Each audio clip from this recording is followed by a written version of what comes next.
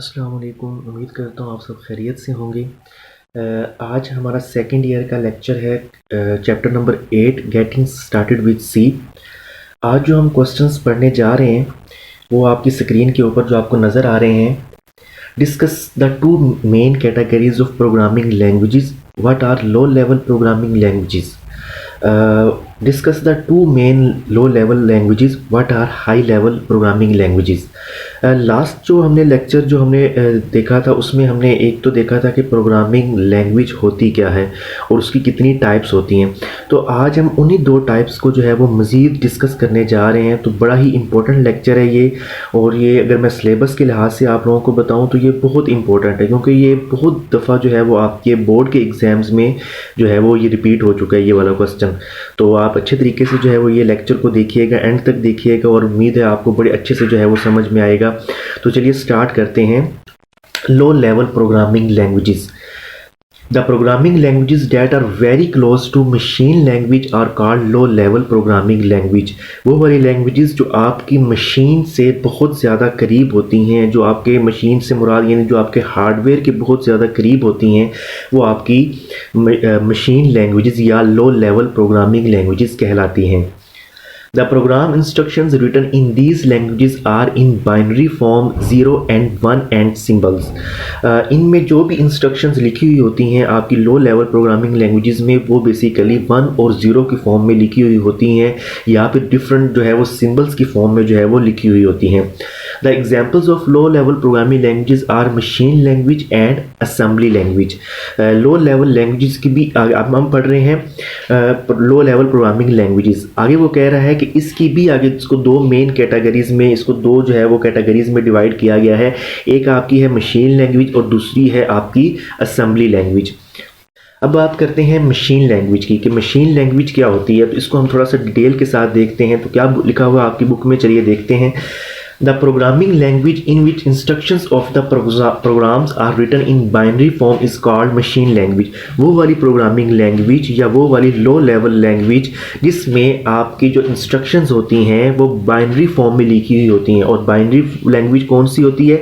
आपकी 1 और 0 वाली, जिसमें आपकी जो इंस्ट्रक्शंस लिखी हुई होती हैं 1 और 0, जो कंप्यूटर की अपनी बेसिक लैंग्वेज है, उसमें जो इंस्ट्रक्शंस लिखी हुई होती हैं वो आपकी क्या कहलाती है? मशीन लैंग्वेज कहलाती है। It is a fundamental computer language, और ये आपकी कंप्यूटर की जो है वो बेसिक बुनियादी लैंग्वेज है। It is very difficult to learn and use to use. इसको जो है वो सीखना और इस्तेमाल करना बहुत मुश्किल है। There is no need to translate the program written in machine language. वो कह रहा है इसको मशीन लैंग्वेज को किसी भी लैंग्वेज में या किसी भी जो है वो ट्रांसलेटर की ज़रूरत नहीं होती, ना इसको हमें ट्रांसलेट करने की ज़रूरत होती है। ऐसा क्यों है? हमें इसको ट्रांसलेट करने की ज़रूरत क्यों नहीं होती? ज़ाहिर सी बात है कि ये आपकी हार्डवेयर की लैंग्वेज है, इसको हार्डवेयर ही अच्छी तरह समझ सकता है, लिहाजा हमें इसको आपके हार्डवेयर को और इस लैंग्वेज को किसी भी ट्रांसलेटर की ज़रूरत नहीं पड़ती। इट इज़ बिकॉज यही वजह है the instructions are already in machine code, क्योंकि आपकी जो इंस्ट्रक्शंस हैं वो पहले से ही मशीन कोड के अंदर हैं, बाइनरी फॉर्म यानी बाइनरी फॉर्म में। However, programs written in any other programming language must be converted into machine language। यही वजह होती है कि कोई किसी भी प्रोग्रामिंग लैंग्वेज में अगर कोई प्रोग्राम लिखा हुआ होता है तो उसे ज़रूर कन्वर्ट होना चाहिए मशीन लैंग्वेज में यानी बाइनरी फॉर्म में, ताकि आपका कंप्यूटर उसको अंडरस्टैंड कर सके। लेकिन ये ऑलरेडी ही आपकी जो है वो बाइनरी फॉर्म में है, तो इसको जो है वो ट्रांसलेट करने की ज़रूरत नहीं होती। So that the computer can understand them. यही वजह है कि कंप्यूटर इनको अच्छी तरह से समझ सकता है। A program written in machine language is machine dependent, यानी आपका जो मशीन लैंग्वेज में जो प्रोग्राम लिखा हुआ होता है वो मशीन डिपेंडेंट होता है। ठीक है, इसका मतलब क्या है कि आपने जिस मशीन के लिए प्रोग्राम लिखा है ये सिर्फ उसी मशीन पे ही चलेगा, इसको आप किसी और मशीन पे नहीं चला सकते। तो यहाँ से आपको बात समझ आ चुकी होगी कि हर मशीन का अपना अपना एक प्रोग्राम होता है, हर मशीन का जो है वो अपनी एक लैंग्वेज होती है और अपनी फॉर्म में ही उसको लिखा हुआ होता है, यानी हर मशीन का अपना अपना एक प्रोग्राम होता है। इसी वजह से इसे कहा जाता है कि मशीन डिपेंडेंट, यानी जिस मशीन के लिए बनाया गया है उसी मशीन पे ही इसको चलना है, इसको हम किसी और मशीन पे नहीं चला सकते हैं। Every type of computer has its own set of rules for writing program in machine language. वो कह रहा है हर एक का अपना अपना एक रूल होता है जिसमें आपके आपके मशीन लैंग्वेज में जो प्रोग्राम्स जो हैं वो लिखे हुए होते हैं। Program written on type of computer system can not run on other different type of computer. वो किसी भी दूसरे मुख्तलिफ कंप्यूटर पे नहीं चल सकते। जिस कंप्यूटर के लिए उसको प्रोग्राम किया गया है उसने उसी जो है वो मशीन पे चलना है। तो ये था आपका मशीन लैंग्वेज। आगे हम बात करते हैं आपके असेंबली लैंग्वेज की, कि असेंबली लैंग्वेज क्या होती है। देखिए मैं फिर से दोबारा बता रहा हूँ कि हमने जो है वो प्रोग्रामिंग लैंग्वेजेस पढ़ रहे हैं जिनकी दो टाइप्स होती हैं, एक है लो लेवल लैंग्वेज और दूसरी है हाई लेवल लैंग्वेज। और हम पढ़ रहे हैं लो लेवल लैंग्वेज। हमने देखा कि लो लेवल लैंग्वेज क्या होती है और फिर आगे हम मज़ीद उसकी जो है वो दो कैटेगरीज़ को देख रहे हैं। और उसकी दो कैटेगरीज़ कौन सी हैं? पहली है उसकी मशीन लैंग्वेज और दूसरी है असेंबली लैंग्वेज। मशीन लैंग्वेज को हमने देख लिया, अब हम देखने जा रहे हैं कि असेंबली लैंग्वेज क्या होती है। चलिए देखते हैं कि असेंबली लैंग्वेज क्या होती है। In the early computers it was very difficult to write a program directly in machine code. वो कहता है पहले जितने भी कंप्यूटर्स होते थे उनमें क्या होता था कि प्रोग्राम जो है वो मशीन लैंग्वेज में लिखना बहुत मुश्किल होता था, क्योंकि हमारे लिए समझना बहुत मुश्किल है, ये बाइनरी फॉर्म में होता है। Assembly language was developed to make the programming task easier. Assembly language को बनाया गया था इसी काम को आसान करने के लिए, यानी कंप्यूटर को इंस्ट्रक्शंस देने के लिए। और यानी अगर बाइनरी फॉर्म में हमारे लिए इंस्ट्रक्शंस देनी मुश्किल हो रही हैं तो इसी मकसद को जो है वो आसान बनाने के लिए जो है वो असेंबली लैंग्वेज को बनाया गया था। It is low level language, ये भी एक लो लेवल लैंग्वेज है। It is easy to learn then machine language, लेकिन मशीन लैंग्वेज से ज़रा इसको सीखना आसान है। This language is usually used for writing system software and firmware, यानी आपके ये जो लैंग्वेज है उसको आपके सिस्टम सॉफ्टवेयर के लिए जो है वो बनाया गया है, यानी आपके सिस्टम के जो सॉफ्टवेयर्स होते हैं, जिस तरह आपके यूटिलिटी प्रोग्राम्स होते हैं, आपके हार्डवेयर से रिलेटेड आपके हार्डवेयर को कंट्रोल करने के लिए जो प्रोग्राम्स होते हैं, ठीक है, उस मकसद के लिए जो है वो इस लैंग्वेज को बनाया गया है। इन असेंबली लैंग्वेज सिंबल्स और English like words are use to write program instructions instead of binary code.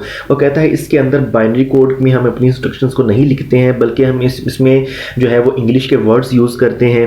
इसमें हम मुख्तलिफ तरह की सिंबल्स यूज़ करते हैं अपने प्रोग्राम्स को लिखने के लिए। हम इसमें बाइनरी जो है वो 1 और 0 की फॉर्म में अपने जो है वो इंस्ट्रक्शंस नहीं लिखते हैं। दीज सिंबल्स और English like words are called mnemonics. यही वजह है कि इन सिंबल्स को, वो जो इंग्लिश में जो सिंबल्स हम लिखते हैं, जो वर्ड्स लिखते हैं, उनको हम बोलते हैं निमोनिक्स। इसमें जो एम है वो पहला साइलेंट है, बाकी हम इसे पढ़ेंगे mnemonics. For example the add instruction is represented by add. मतलब अगर हमने कोई ऐड करना है, ठीक है, तो उसको हम लिखेंगे ADD यानी ऐड का फंक्शन अगर हमने यूज़ करना है तो वो हम इस तरह से करेंगे। The program written in assembly language can not be executed directly on the computer. वो कहता है कि इसमें जितनी भी इंस्ट्रक्शंस लिखी जाती हैं उनको हम डायरेक्टली कंप्यूटर पे नहीं चला सकते। तो फिर उसमें किस तरह से हम चला सकते हैं?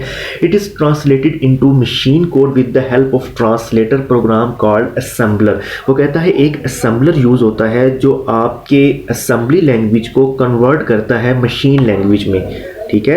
यानी आपका जो कंप्यूटर है वो डायरेक्टली नहीं समझता असेंबली लैंग्वेज को, वो उनके दरमियान में एक असेंबलर लगा हुआ होता है जो असेंबली लैंग्वेज को मशीन कोड में कन्वर्ट करता है उसको समझने के लिए। नेक्स्ट हमारा दूसरा जो ये हमारा टॉपिक ख़त्म हो गया कि लो लेवल लैंग्वेज क्या होती है, और उसके आगे हमने मज़ीद 2 टाइप्स भी देख ली। अब हम देखने जा रहे हैं कि हाई लेवल प्रोग्रामिंग लैंग्वेज क्या होती है।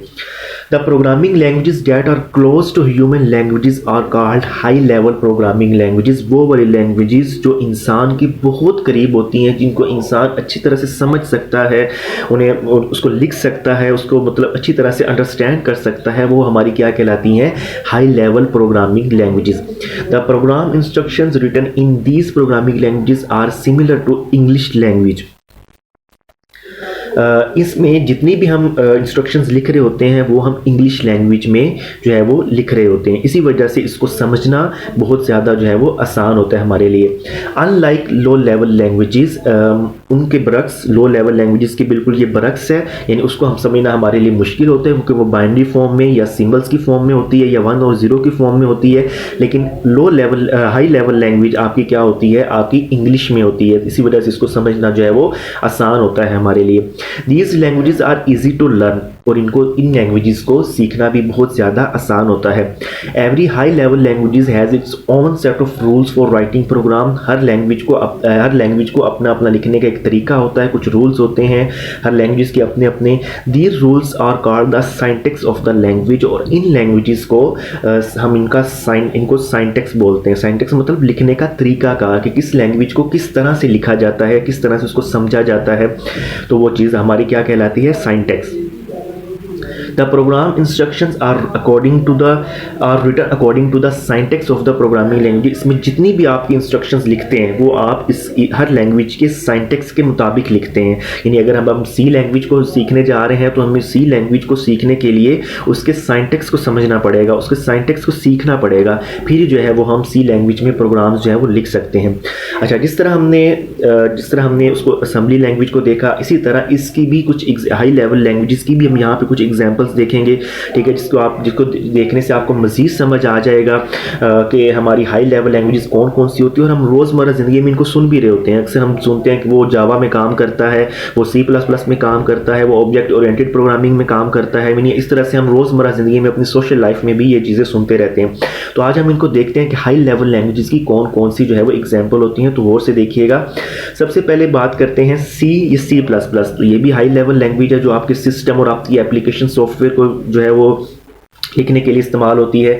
जावा है, जावा क्या काम करती है, provide strong features for networking programming से रिलेटेड जो है वो हमें बहुत ज़्यादा अच्छे और स्ट्रॉन्ग जो है वो फीचर्स प्रोवाइड करती है। पास्कल है, used for scientific and business application, इसे साइंटिफिक और बिजनेस एप्लीकेशंस के लिए इस्तेमाल किया जाता है। फॉर्ट्रॉन है, यानी फार्मूला ट्रांसलेशन, ये भी वेरी पावरफुल मैथमेटिकल कैपेबिलिटीज़ है, यानी आपके मैथमेटिकल पर्पसेस को सॉल्व करने के लिए जो है वो फॉर्ट्रॉन जो है वो यूज़ होती है। बेसिक है, beginners all purpose symbolic instructions, ये किस मकसद के लिए है, mainly for students for solving simple problems, यानी इसको बेसिकली स्टूडेंट्स के लिए ही बनाया गया था ताकि वो जो है वो अपनी सिंपल और जो है वो शॉर्ट्स टाइप की जो है वो अपनी प्रॉब्लम्स को जो है वो सॉल्व कर सकें। आगे है कोबल, ठीक है।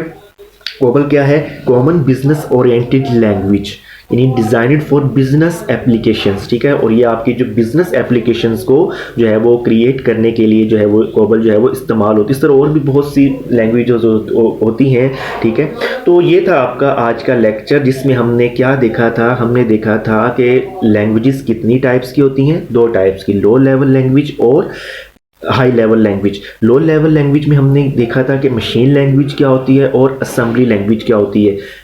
उसके बाद हमने हाई लेवल लैंग्वेजेस देखी कि हाई लेवल लैंग्वेजेस क्या होती है, और उसके बाद फिर हमने उसकी टाइप देखी। तो आपको ये डिफरेंस कि हाई लेवल लैंग्वेज और लो लेवल लैंग्वेज में क्या डिफरेंस होता है ये भी आपको अच्छे से समझ आ गया होगा। लेकिन फिर भी आपकी एक असाइनमेंट है कि आपने इसका डिफरेंस क्रिएट करना है, चाहे आप बुक से देख के करें या जहाँ से मर्जी देख के करें, तो ये लाजमी कीजिएगा, क्योंकि ये बहुत आपका आज का जो लेक्चर था वो बहुत इंपॉर्टेंट था आपके एनुअल एग्जाम के हवाले, क्योंकि इसमें आपके शॉर्ट्स तो आते ही हैं लेकिन इसमें आपके लॉन्ग क्वेश्चन भी बहुत ज़्यादा जो है वो रिपीट होते हैं, ठीक है। तो ये हमारा आज का लेक्चर कंप्लीट हुआ। तो मिलते हैं इंशाल्लाह ताला नेक्स्ट लेक्चर में। उम्मीद है आपको बहुत अच्छे से समझ आ गया होगा। फिर भी अगर कोई क्यूरी है तो आप कमेंट्स में ज़रूर बता सकते हैं। तो मेरा जो चैनल है उसको लाइक कीजिएगा, सब्सक्राइब कीजिएगा और उसको मज़ीद शेयर भी कीजिएगा अपने फ्रेंड्स के साथ। तो मिलते हैं नेक्स्ट लेक्चर में, तब तक के लिए अल्लाह हाफिज़।